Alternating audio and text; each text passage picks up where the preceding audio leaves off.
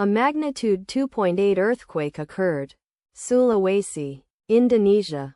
35 kilometers W of Poso, Indonesia or 79 kilometers SA of Palu, Indonesia. On Saturday, the 17th of May 2025, at 21 hours 14 minutes and 26 seconds local time.